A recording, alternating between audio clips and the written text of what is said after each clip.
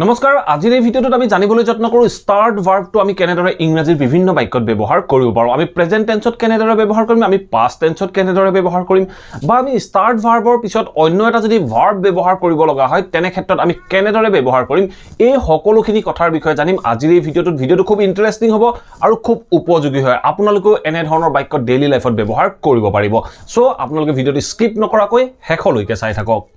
আমি আমাৰ ডেইলি লাইফত এনে ধৰণৰ বিভিন্ন বাক্য কৈ থাকো যে তাই কানিবলৈ আৰম্ভ কৰি দিছিল বা তাই কানিবলৈ আৰম্ভ কৰে তাই কানিবলৈ আৰম্ভ কৰি দিছিল বা আৰম্ভ কৰে এই আৰম্ভটোৰ কাৰণে আমি এটা ইংলিশ ওয়াৰ্ড ব্যৱহাৰ কৰিব পাৰো সেই ওয়াৰ্ডটো হ'ল স্টাৰ্ট আমি টেন্স অনুসৰি স্টাৰ্টটো চেঞ্জ কৰিব পাৰো আমি স্টাৰ্টেড ক'ব পাৰো আমি উইল স্টাৰ্ট ক'ব পাৰো আপোনালোকক যোনটো টেন্সত প্ৰয়োজন হয় সেই টেন্সতে আপোনালোকে স্টাৰ্টটো ব্যৱহাৰ কৰিব পাৰে স্টাৰ্টৰ পিছত যদি এটা ভাৰ্ব আহে মই যদি কওঁ কান্দিবলৈ আৰম্ভ কৰি দিছিল তেনে ক্ষেত্ৰত যদি ভাৰ্ব আহে ভাৰ্বটো আপুনি সদায় জিৰান ফৰ্ম বা ভাৰ্বৰ লগত আইএনজি যোগ কৰি ক'ব লাগিব বা লিখিব লাগিব আমি কেনেদৰে কম বা কেনেদৰে লিখিম তাৰ বিষয়ে জানিবলৈ যাওঁতে আপোনালোকৰ বাবে 2-4টা এক্সাম্পল আছে এই এক্সাম্পল কেইটা চাওক আপোনালোকৰ বাবে কনসেপ্ট সহজ হৈ পৰিব আৰু আপোনালোকেও এনে ধৰণৰ বাক্য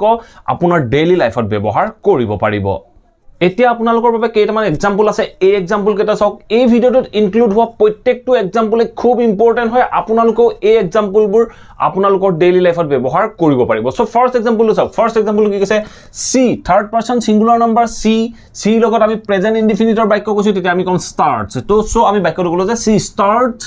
crying তাই কান্দিবলৈ আৰম্ভ কৰে যেতিয়া আমি এনে ধৰণৰ ভাৰ স্টাৰ্টৰ পিছত কোনোবা এটা কামৰ কথা কওঁ তেনেকুৱা ক্ষেত্ৰত সেই কামটোৰ লগত আমি আইএনজি যোগ কৰিব লাগে সো আমি বাক্যটো কলো she starts crying তাই কান্দিবলৈ আৰম্ভ কৰে মই যদি কওঁ আপোনাক তাইক গালি নাপাৰিবা তাই কান্দিবলৈ আৰম্ভ কৰে তাইক গালি নাপাৰিবা don't scold her she starts crying don't scold her তাইক গালি নাপাৰিবা she starts crying তাই কান্দিবলৈ আৰম্ভ কৰি দিয়ে ঠিক আছে নেক্সট এক্সাম্পলটো চাওক নেক্সট এক্সাম্পলটো কি কৈছে as soon as he gets home so বাক্যটো সব কি কৈছে as soon as he gets home তেওঁ ঘৰ আহি পোৱাৰ লগে লগে কি কৰে he starts playing with his kids so বাক্যটো সব কি কৈছে as soon as he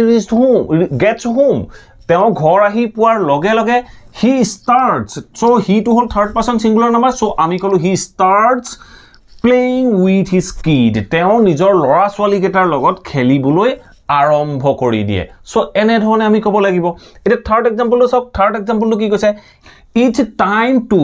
start so বাক্যটো চাওক কি কৈছে it's time to start এটো আৰম্ভ কৰাৰ সময় it's time to start কি আৰম্ভ কৰাৰ সময় it's time to start cooking dinner so বাক্যটো চাওক কি কৈছে it's time to start cooking dinner ৰাতিৰ ভাত বনোৱা কামটো আৰম্ভ কৰাৰ সময় বুলি কৈছো সো এতিয়া it's time to start এটো আৰম্ভ কৰাৰ সময় কি আৰম্ভ কৰাৰ সময় cooking dinner ৰাতিৰ খাদ্য বনাবলৈ আৰম্ভ কৰাৰ সময় বুলি কওঁতে আমি বাক্যটো কলো it is time to start cooking dinner ঠিক আছে এতিয়া আমি চাওঁ দুটামান past tenseৰ বাক্য past tenseত মই অলৰেডি কৈ আহিলো start তো আমি started কৰিম সো ফাৰ্স্ট এক্সাম্পলটো চাওক ফাৰ্স্ট এক্সাম্পলটো কি কৈছে it started raining yesterday so বাক্যটো চাওক কি কৈছে it started raining yesterday it started আৰম্ভ হৈছিল কি আৰম্ভ হৈছিল ৰেইনিং বৰষুণ দিবলৈ আৰম্ভ কৰিছিল কেতিয়া yesterday যোৱাকালি বৰষুণ দিবলৈ আৰম্ভ কৰিছিল I couldn't go there মই তালৈ যাব পৰা নাছিলো because it started raining yesterday কাৰণ it started বৰষুণ দিবলৈ আৰম্ভ কৰিছিল it started raining yesterday so এনে ধৰণে আমি startedৰ পিছত যিটোৱে ভাৰ্ব পাওঁ সেই ভাৰ্বটো আমি হলে কন্টিনিউয়াস ফৰ্ম বা জিৰান ফৰ্মত ক'ব লাগিব ঠিক আছে নেক্সট এক্সাম্পলটো চাওক নেক্সট এক্সাম্পলটো কি কৈছে she started crying so বাক্যটো চাওক কি কৈছে she started crying তাই কান্দিবলৈ আৰম্ভ কৰিছিল মই বাক্যটো ভিডিওটোৰ আৰম্ভণিতে কৈছিলো তাই কান্দিবলৈ আৰম্ভ কৰে বা তাই কান্দিবলৈ আৰম্ভ কৰিছিল সো আৰম্ভ কৰিছিল বুলি কওঁতে আমি কম she started crying তাই কান্দিবলৈ আৰম্ভ কৰিছিল কেনেদৰে আৰম্ভ কৰিছিল like a kid এটা সৰু বাচ্চাৰ দৰে বা এটা সৰু লৰাৰ দৰে তাই কান্দিবলৈ আৰম্ভ কৰিছিল আৰম্ভ কৰাৰ কাৰণে আমি আৰম্ভ কৰিছিল বুলি কওঁতে আমি started বুলি কলো সো আমি বাক্যটো কলো she started crying like a kid তাই এটা সৰু লৰাৰ দৰে কান্দিবলৈ আৰম্ভ কৰিছিল এতিয়া আমাৰ যেটো লাষ্ট এক্সাম্পল আছে এই লাষ্ট এক্সাম্পল লৈছো মই ফিউচাৰ টেন্সত আমি যদি ফিউচাৰ টেন্সত বাক্যবোৰ ক'ব লগা হয় ফিউচাৰ টেন্সত স্টাৰ্ট ক'ব লগা হয় আমি কেনেদৰে কম আমি so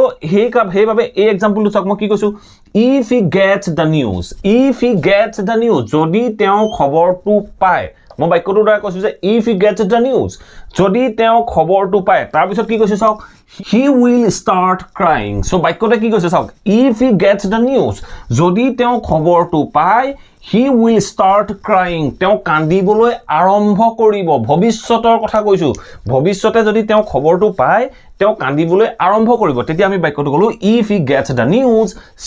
he will start crying তেওঁ কান্দিবলৈ আৰম্ভ কৰিব এনে ধৰণে আমি স্টাৰ্ট আমাৰ বিভিন্ন বাক্যত যেতিয়া আমি ক'ব লগা হয় আৰম্ভ কৰে আৰম্ভ কৰিছিল আৰম্ভ কৰিব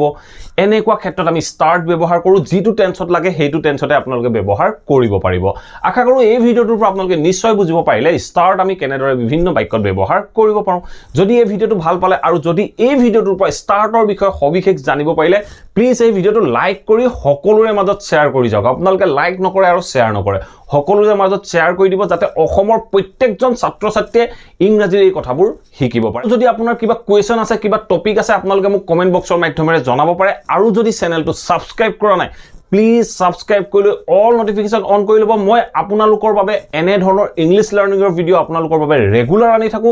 আপোনালোকে নোটিফিকেশন পাব আৰু ভিডিওবোৰ চাব পাৰিব thank you for watching this video